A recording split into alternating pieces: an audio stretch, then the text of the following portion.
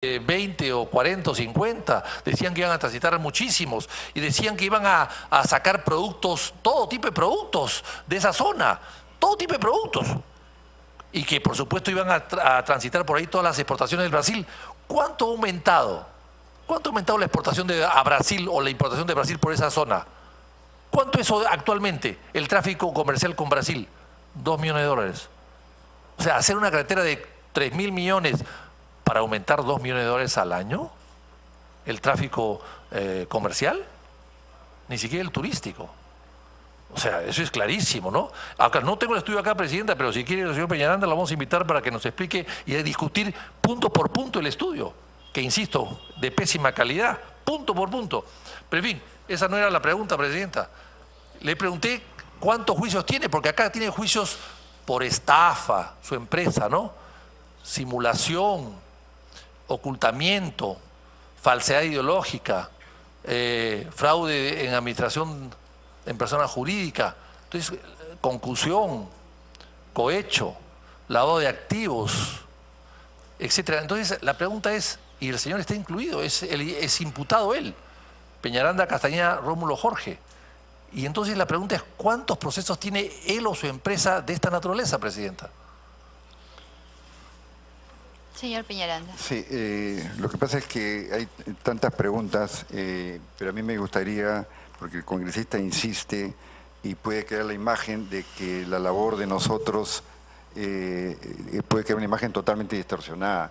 Y no solo es la labor de Alfa Cónsul, señora Presidenta, sino la labor de supervisión de una obra pública o de una obra importante, primero está consagrada por la Constitución en el caso del Perú, que las obras tienen que ser ejecutadas por privados y supervisadas por privados, pero es una práctica mundial.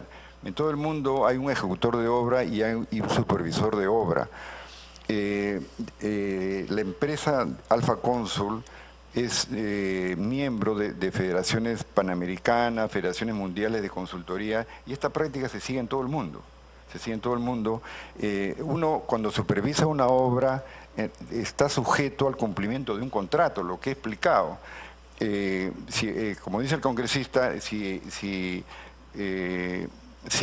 volviendo al ejemplo de la caseta, si la caseta fue pactada, o por decir el metro cúbico de concreto, si el metro cúbico de concreto fue pactado entre el concesionario y el concedente, o en cualquier obra, entre la entidad y el contratista, es pactado en $1.000, nosotros lo único que tenemos que hacer es valorar, metrar o cuantificar los metros que se ejecutan y multiplicarlo por el valor ya pactado. Nosotros no intervenimos en definir si esos $1.000 por metro cúbico son correctos o no. No intervenimos, porque ese valor del metro cúbico es consecuencia de un estudio que ha sido hecho por la propia entidad o por alguien y ha sido aprobado. Y luego contratan a una empresa para que supervise la ejecución de la obra, que básicamente es una supervisión técnica, que la obra se ejecute bien, cumpliendo los reglamentos, las normas, etcétera, y luego hay que valorizar lo que ha hecho esa empresa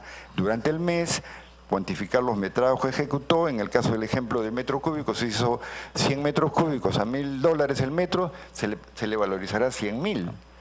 No intervenimos en el valor, no intervenimos. Entonces nosotros de ninguna manera podemos valorizar más ni menos. Esos precios están pactados. Entonces no se puede decir, como se dijo en su oportunidad y lo sigue diciendo el congresista, equivocado por cierto, de que uno valoriza de más. No es así, señora Presidenta. Yo con todo respeto les digo de que yo tengo una trayectoria de 50 y tantos años, pero no solamente yo en lo personal, sino la empresa y todas las empresas. La manera de trabajar y de valorizar es esa. No se interviene en definir si el precio estuvo alto o bajo, esa ya no es la responsabilidad. Y normalmente los precios están bien, normalmente digo. En su pregunta de por qué el congresista, el exalcalde Curi está preso, bueno, yo esos problemas no los conozco. Nosotros solo nos hemos limitado a supervisar la obra y a valorar lo que costó. En cuanto a los juicios de la empresa Alfa Cónsul, Alfa Cónsul, señora presidenta, es una empresa que tiene 43 años de existencia, fundada por peruanos, y hemos participado en muchísimos proyectos de infraestructura del país, muchísimos proyectos obtenidos a través de concursos públicos, tanto con el sector privado como con el sector público. Alfa Cónsul no tiene ningún juicio pendiente, que yo sepa.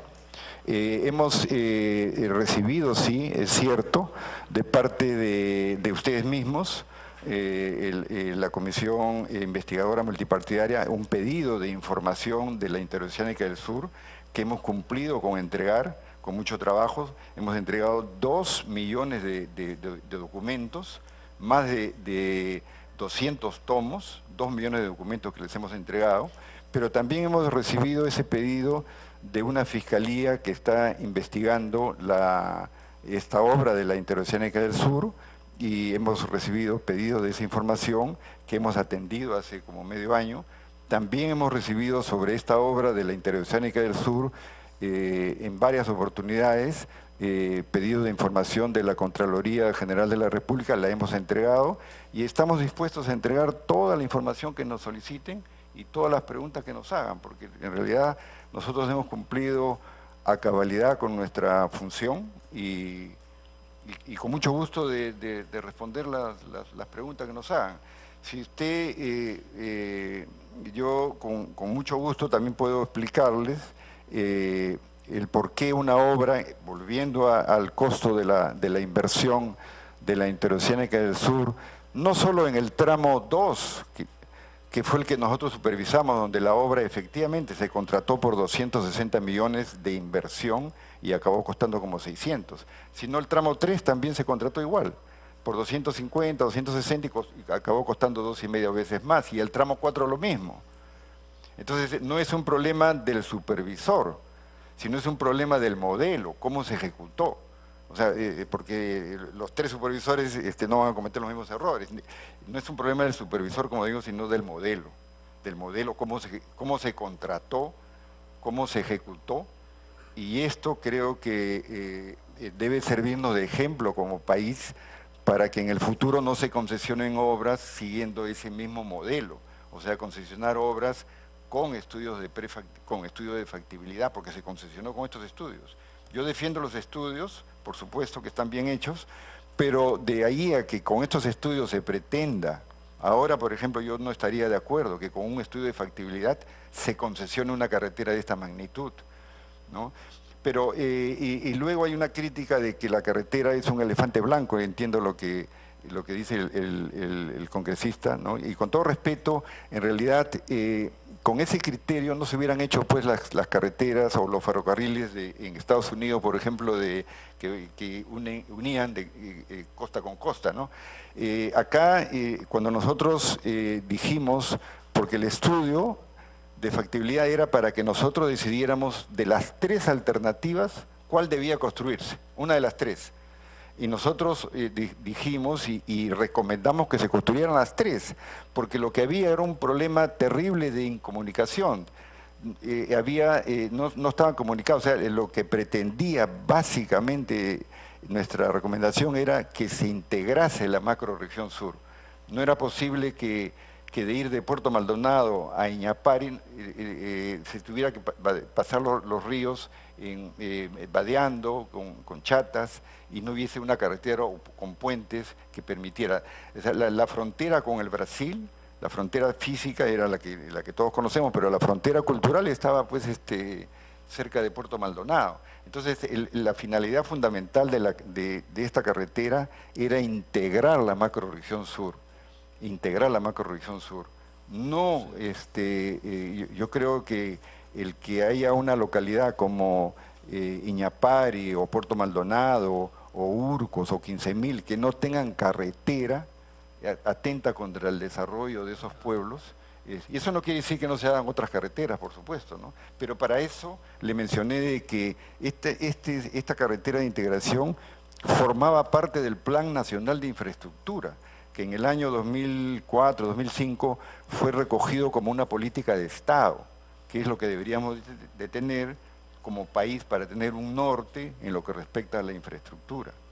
Gracias, señor Peñaranda. Entonces, para que quede clara la pregunta del congresista García Belaúnde, usted o la empresa que usted representa no tienen ningún proceso fiscal ni judicial. ¿Eso es lo que está diciendo, que no tienen ninguno ni en Fiscalía ni en el Poder Judicial? La empresa Alfa Consul no tiene. En mi caso personal, tengo una investigación en una fiscalía que está en proceso. Efectivamente tengo una investigación. ¿Puede precisar la investigación que tiene, por favor? Sí, es una investigación que fue abierta por la fiscalía, no me acuerdo el número de la fiscalía, por el tema de unas cuentas que aparecieron en la banca de Andorra, y a raíz de esa noticia que apareció en el diario El País de España, la Fiscalía abrió una investigación. Y he dado las explicaciones correspondientes. Básicamente, para conocimiento de ustedes, no quiero entrar en el detalle, pero el que habla a título personal, no solo he sido fundador y soy director de Alfa Consul, sino a título personal he desarrollado muchísimos proyectos que los he comercializado con el sector privado, más de 1000 proyectos.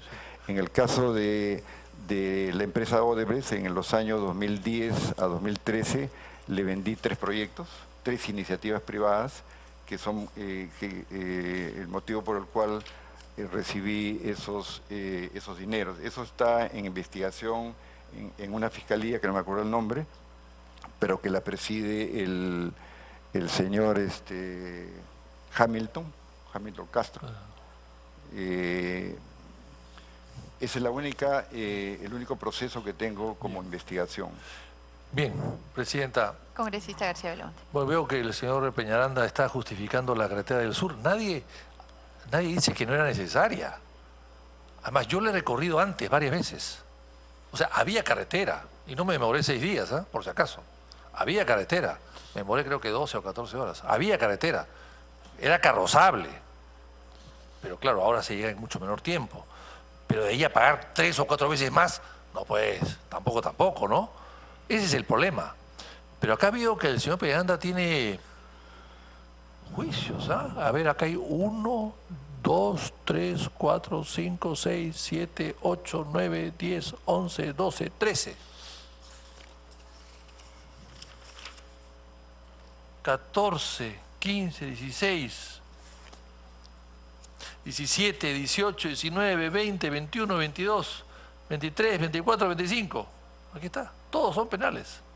Todo falsificación de documentaria, etcétera, etcétera, etcétera. Entonces yo le recomiendo al señor Peñaranda que contrate un abogado, ¿no? Porque si no está enterado de todos los procesos que tiene abiertos. Yo no digo que sea culpable de todo esto, eso es evidente, pero aquí están. Aquí están. Entonces parece que no le han informado bien. Parece que va mucho a Andorra y de repente se ha olvidado que acá en el Perú pues tiene estos tipos de juicios, ¿no? Ahora bien, ¿y Alfa Consul, su empresa, nunca ha dado información falsa o equivocada a la OCE, por ejemplo? A ver, fíjese, si usted entra a la OCE y ve el certificado para poder contratar con el Estado de Alfa Consul, se va a encontrar efectivamente de que hay una nota de una información falsa. Y yo le puedo comentar, nosotros como Alfa Consul funcionamos en el mismo edificio desde hace 44 años, que queda en la avenida Pablo Carrequirí, 467 en San Isidro. 44 años que funcionamos ahí. El año 2004, la Municipalidad de San Isidro no nos quiso renovar la licencia. Nosotros iniciamos un proceso ante el Poder Judicial, no me acuerdo los detalles del proceso, pero el hecho es que iniciamos un proceso que no dejamos consentir esa negativa de la municipalidad para renovarnos la licencia. Pero anualmente uno tiene que renovar su facultad para contratar con el Estado, tiene que renovar su facultad para contratar con el Estado. Entre los documentos o formularios que hay que llenar hay una declaración de si uno tiene o no licencia. Entonces nosotros declaramos que efectivamente sí teníamos licencia, porque la licencia que teníamos con la Municipalidad de San Isidro, que la Municipalidad no nos quería renovar, nosotros insistíamos en el Poder Judicial que esa era una arbitrariedad, un abuso. Eso... Perdón, Sí. Presidenta, perdón, señor Peñaranda, yo no le he preguntado qué cosa le pasó a su empresa. El asunto es, debido a que se les venció la licencia, ¿ustedes falsificaron una licencia y entregaron esa licencia falsificada a la OCE? No. ¿Sí o no? No, por su intermedio de la señora Presidenta, no. Lo que hicimos, yo personalmente, a la hora de llenar un formulario, le preguntan, ¿tiene licencia? Sí, por supuesto que teníamos licencia. Estaba en discusión, sí. Y tanto así que nosotros, en el Poder Judicial, hemos ganado este proceso y la empresa ha seguido funcionando en el mismo edificio hasta ahora, 40 y tantos años. Pero ese tema parece increíble, pero ese tema en la OCE sigue abierto. Nosotros seguimos funcionando en el mismo edificio 44 años y ese es un tema que lo consideran como una falta, como una falsificación. Pero la OCE los ha denunciado por falsa declaración. Exactamente. ¿Sí? O sea, ¿y esto no le preocupa a usted? Es que no era falsa la declaración porque ya lo he explicado. O sea, la OCE miente. A ver, O sea, la OCE les inicia a ustedes un juicio por falsa declaración porque ustedes no tienen licencia o presentan una licencia falsificada y la OCE inicia un proceso contra ustedes por falsa declaración y ustedes dicen que nunca falsificaron nada. O sea, la OCE hace una declaración o una denuncia alegremente sin verificar por lo menos en qué sentido tiene la denuncia o qué sentido o qué indicios hay de la falsificación. Fíjese, en realidad hubo una denuncia, porque nuestro sector es un sector muy competitivo. Hubo una denuncia efectivamente de que nosotros no teníamos licencia, pero ya lo he explicado, nunca dejamos de tenerla porque al ir al Poder Judicial... Perdón, señor Peñaranda, yo no le he preguntado eso. La pregunta es, yo sé que ustedes siguen funcionando en el mismo, ya hemos verificado su dirección antes que usted venga, no se preocupe. Sabemos que está ahí hace 43 años, ahora me dice usted 44, me corrijo. Pero la pregunta no es esa. La pregunta es, ¿falsificó o no documentos que presentó a la OCE porque no tenía licencia? Esa es la pregunta. En absoluto, Perfecto. señor congresista, en absoluto no hemos falsificado nada. Perfecto, Sí. perfecto, de acuerdo, Sí. perfecto. Esa es la respuesta. Ahora, Sí. otra pregunta. Entonces, ¿la OCE los inhabilitó para participar en la interoceánica o no? Porque ustedes a través de un proceso de un recurso de amparo, desechura, tengo entendido, y usted me corrige, ustedes lograron introducirse en la Interoceánica del Sur para ser los supervisores. ¿Es así o no es así? No, no es así, señor congresista. A ver, si esto, yo... Perdón, ¿ustedes cómo llegan a supervisar o a hacer los estudios de las Interoceánicas del Sur? ¿Con un recurso de amparo? ¿Sí o no? No, mire, ya lo expliqué y les voy a dejar la copia de la documentación que traía donde claramente informo de que hubo un concurso público en el año 2003 convocado por el Ministerio de Transportes para seleccionar a un consultor. Para que una entidad pública acepte la propuesta de un consorcio, tienen que estar todos sus documentos en regla.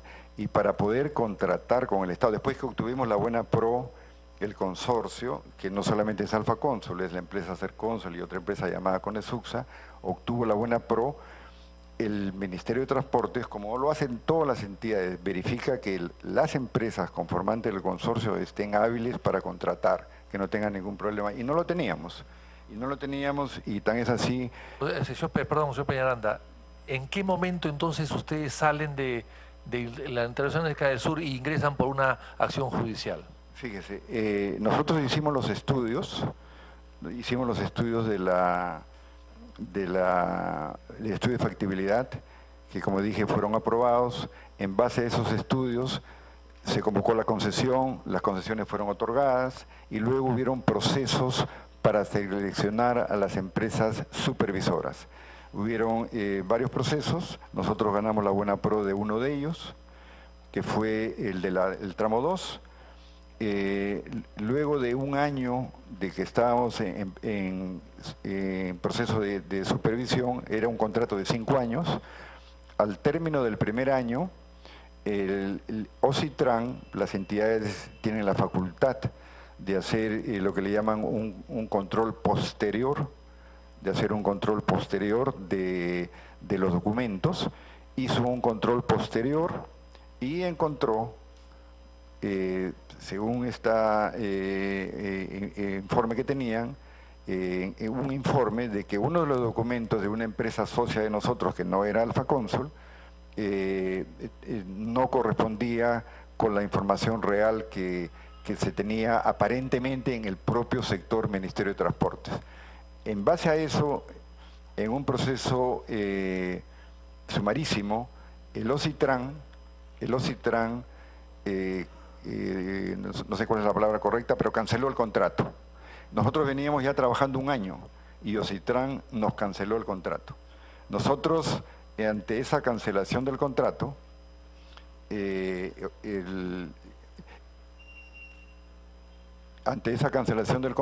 efectivamente recurrimos, como usted tiene esa información, al Poder Judicial. A un juez de Sechura, ¿no? Y obtuvimos una medida cautelar, que nos restituía el derecho de seguir contratando. Hasta que un tribunal arbitral, porque nosotros habíamos recurrido, señora presidenta, a un arbitraje para que se definiera en ese arbitraje quién tenía la razón. Fuimos a un tribunal arbitral. ¿De la Cámara de Comercio? Un arbitraje, no me acuerdo qué centro de arbitraje, pero lo presidía el doctor Felipe Cantuarias, y en ese arbitraje, por unanimidad... Es Cámara de Comercio, Felipe Cantuarias es Cámara de Comercio, donde su hermano es director. Efectivamente, mi hermano es director de la Cámara de Comercio. Y ganaron el arbitraje, por supuesto. Efectivamente, es pero... normal, es normal, digamos. Bueno, sí. A ver, veo que hay una... fíjese, efectivamente, mi hermano es director de la Cámara de Comercio, pero, doctor García Belaúnde, con todo respeto, la Cámara de Comercio es una institución que creo que merece respeto de todos nosotros. El día de ayer o anteayer cumplió 130 años. No se pueden mezclar los temas. El centro de arbitraje de la Cámara de Comercio, el centro de arbitraje es una entidad totalmente autónoma, créame usted, y mi hermano no tiene absolutamente nada que ver con ese centro de arbitraje. Pero su hermano también es director de su empresa, de Alfa Cónsul. Sí, ha sido director, pero no tiene nada que ver. Y los centros de arbitraje, para conocimiento de usted, señora presidenta, los centros de arbitraje se definen a priori. Básicamente son las entidades las que definen el centro de arbitraje. Por ejemplo, si uno contrata ahora con el Ministerio de Transportes, el Ministerio de Transportes define el centro de arbitraje. Presidenta, Congresista García yo tengo que retirarme por unos minutos porque tengo una conferencia al lado y regreso. Gracias. Gracias, congresista García Belaúnde. Señor Peñaranda. Sí. Usted ha manifestado que el estudio de factibilidad fue elaborado de acuerdo a los requerimientos del concedente. ¿Qué funcionarios participaron en la formulación de estos requerimientos o términos de referencia del estudio? Los funcionarios del Ministerio de Transportes. ¿Podría nominarlos si lo recuerda? En realidad, fíjese, en la primera citación que me hicieron para venir, yo le pedí se postergase, porque este es un estudio que fue elaborado en el año 2004. Si bien yo estuve todo un año recorriendo estas carreteras, no me acuerdo el nombre de los funcionarios del Ministerio de Transportes. Pero fueron funcionarios del Ministerio de Transportes, los que, todos. Cuando se convoca al concurso para seleccionar al consultor que elabore los estudios, cuando se convoca al concurso, se le entrega a todos los postores los términos de referencia que debe desarrollar el estudio. Se le entregan los términos de referencia. Esos términos de referencia sirven de base para que los postores, los consultores que se presentan al concurso, hagan su oferta. Esos términos de referencia fueron elaborados por el Ministerio de Transportes el consultor o los consultores tienen la opción de mejorarlos, pero en esencia son elaborados por la entidad. O sea, fueron elaborados efectivamente por el Ministerio de Transporte. Yo le puedo alcanzar posteriormente los nombres, puedo buscar en mis archivos. Sí, si yo se los menciono, ¿usted podría tratar de recordar? Por ejemplo, ¿puede haber sido el señor Néstor Leoncio Palacios Gianfranco? No. ¿El señor Javier Ortiz Rivera, que entonces fue ministro de Transportes? ¿Él No. ha participado de alguna forma en este proceso? No, porque, a ver, los términos de referencia en cualquier entidad, y más aún en el Ministerio de Transporte, son elaborados por un equipo técnico. Los nombres que usted ha mencionado son del que fue ministro y el viceministro. Y el viceministro, ellos no elaboran los términos de referencia. ¿Participaron? Me parece que en absoluto no, porque esta es una función que hay un cuerpo profesional. El Ministerio de Transportes es una entidad que tiene un grupo grande de funcionarios dedicados a elaborar términos de referencia, etcétera, ¿no? Con diferentes especialidades. Son los propios funcionarios. ¿Pero eran expertos estos funcionarios? Sí, claro. Y aún así tomaron la decisión de iniciar el proceso de concesión con solo el estudio de factibilidad. ¿Así de expertos eran? Sí, mire... Que es una decisión que usted mismo está cuestionando. Sí, mire, señora presidenta, en el año 2004, yo fui uno de los defensores de que sí se podía licitar una concesión en base a un estudio de factibilidad, porque a nivel mundial, estamos hablando del año 2004, a nivel mundial, desde los años 90, en el mundo, se licitaban megaproyectos, concesiones, no solo con estudio de factibilidad, sino con documentos menos desarrollados, con perfiles. Yo he visto que en Chile se han licitado, y con éxito, obras de carreteras con perfiles. Entonces, cuando a mí se me preguntó si era posible licitar la concesión con un estudio de factibilidad en aquel entonces, año 2004, yo dije que sí, que me parecía conveniente a la luz de la experiencia mundial. Ahora, por supuesto, si se me pregunta, yo diría de que no.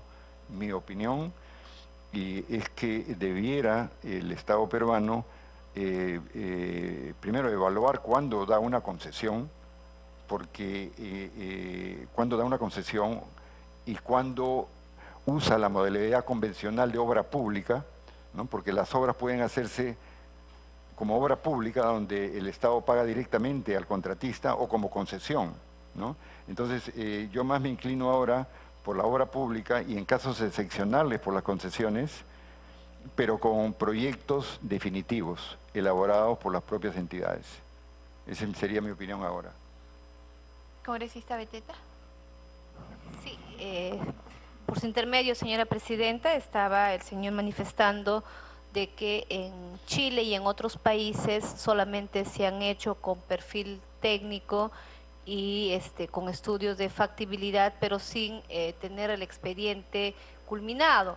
Entonces, ¿qué es lo que ocurrió? Usted, de todo, bueno, en ese momento usted fue el que elaboró todo lo que tenga que ver con los IRSAs, pero a la fecha, haciendo una autocrítica por la experiencia, entonces, ¿qué es lo que ocurrió con el IRSA? Sí. ¿Qué es lo que pasó con ese proyecto? ¿Fue el error haber exonerado del SNIP? ¿Fue la corrupción? ¿Fueron mal elaborados los estudios de prefactibilidad y factibilidad? ¿Qué es lo que ocurrió en todo caso, dentro de su opinión? Bueno, le voy a dar mi opinión. Mi opinión es, en realidad, este proyecto era un proyecto muy necesario para el país.